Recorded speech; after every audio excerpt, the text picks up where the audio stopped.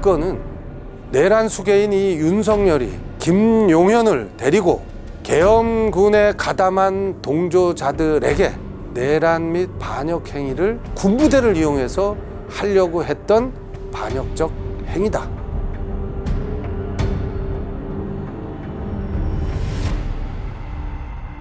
현장에 투입된 계엄군들 어떤 부대입니까? 자, 방첩사령부, 그 다음에 특전사령부, 수방사령부, 정보사령부. 대한민국 군 중에 가장 정예화된 군입니다.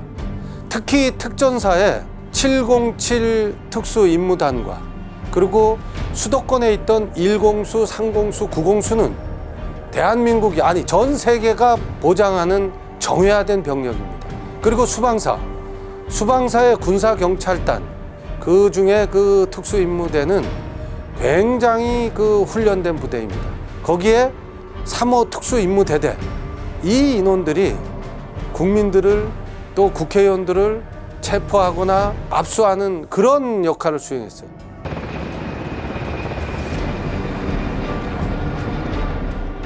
우선 기본적으로 방첩사령부는 과거에 12.12 사태 때 보안사가 명칭이 몇 차례 바뀌면서 윤석열 정부 들어서서 방첩사령부로 바뀌고 기무사였을 때보다 더 많은 역할과 영향력을 확대한 것입니다. 그래서 이 방첩사가 과거 12.12 사태 때도 보안사가 주축이 됐듯이 이번에도 마찬가지 그 방첩사령부가 이번 비상계엄 사태에 가장 주축이 되는 역할을 수행했습니다.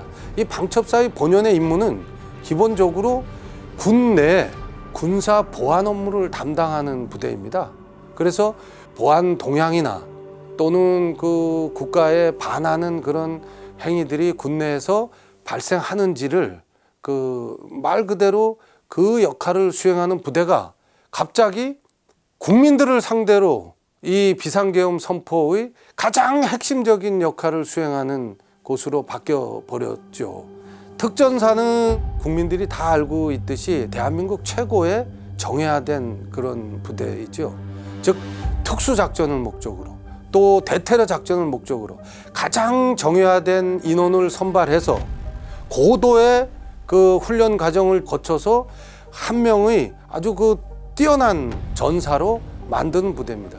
그 부대의 핵심적인 전력인 이 707 특수임무단, 그리고 수도권에 근무하고 있는 1공수, 3공수, 9공수, 이 부대들이 전부 그 계엄군으로 투입을 한 겁니다. 그 다음에 이제 이 수방사는 지금 우리 수도권 서울 지역의 방위 책임을 맡고 있는 대표적인 부대입니다. 그리고 이제 추가적으로 투입된 게 정보사령부. 이번에 투입된 정보사령부는 정보 중에 인간 정보와 영상 정보를 주로 담당하는 그 부대의 인원들을 계엄군으로 투입한 거죠. 성관위에 있는 그 서버들을 탈취하는 그런 임무를 부여했고, 임무를 식별해내진 못했지만 사실은 해서는 안 되는 그런 그 행위가 하나 나왔어요. 우리 현역들도 사실은 잘 모르는 또 알 수 없는 그 부대가 우리 그 언론에서 나오는 HID라는 그 부대입니다. 즉 인간 정보 자산으로서는 아주 정예화된 그 훈련 과정을 거쳐서 그 훈련시키는 요원들이죠. 특수 요원들. 현역들도 그 인원들이 그 어떤 동향을 가지고 어떻게 움직이는지 또 어디에 있는지조차 잘 모릅니다.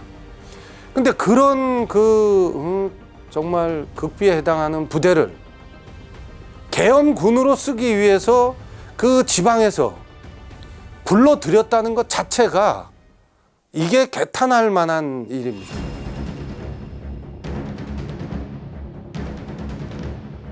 과거 그 12.12 사태는 전두환, 노태우 이 내란 수괴들이 중심이 돼서 그 군대 내 사조직, 하나회 인원들과 의기투합해서 그 상관이었던 육군 참모총장을 불법 체포하는, 어떻게 보면 군부 내 하극상 사건이었죠. 근데 이번에 이제 12.3 친위 구태타는 대통령이 내란 수괴가 돼서 김용현이라는 국방부 장관을 앞세워서 그 내란 동조자들을 통해서 비상계엄 선포를 하고 대한민국을 유린한 그런, 조금은 같은 듯 하면서도 성격이 틀린 부분이 있고요. 과거 군사정권 시절에 하나회의 통제를 받던 계엄군들과 이번에 그 특전사령관이나 수방사령관 또는 방첩사령관, 이 내란에 부역했던 인원들이 지휘했던, 우리 계엄군에 투입했던 우리 장병들의 그 행동은 분명히 차이가 있었습니다. 한편으로는 안타깝긴 합니다. 그럼에도 불구하고 적어도 그 연관장교 이상, 또 하물며 장성급 지휘관들은 불법적인 명령을 수령할 때 그런 판단을 하지 못했다면 좀 아쉬운 대목이죠. 사실은 그 순간에 그 어떤 용기와 신념을 가지기가 쉽지 않았겠지만, 사실은 그 순간에 분명히 그 용기 있는 행동을 했어야 된다고 생각합니다.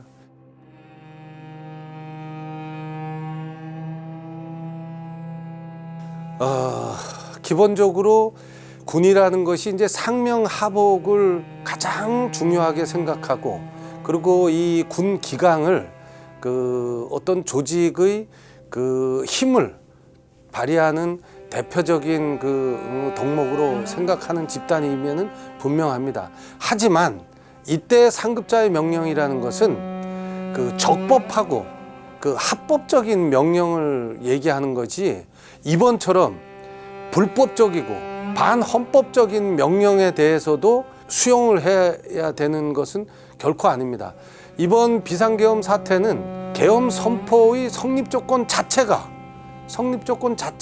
하나도 부합되지 않다는 것을 아마 이 작전사령관, 계엄군으로 투입됐던 작전사령관들이 몰랐을 리가 없습니다. 그럼에도 불구하고 이 내란 수괴 윤석열과 김용현의 이 불법적이고 또 반헌법적인 명령을 수용했다 하는 것은, 이것은 그 군, 그것도 고위급 장성급 지휘관으로서 아주 부적절한 행태죠.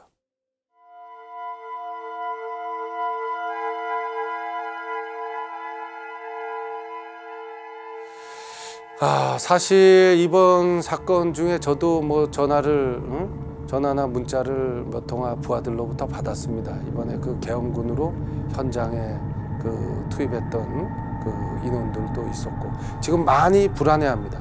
사실은 어떤 상황인지도 모르고 현장에 투입된 인원들이 대부분이었습니다. 그 인원들을 왜 이렇게 불안하고 죄인으로 도대체 만들 수밖에 없었느냐.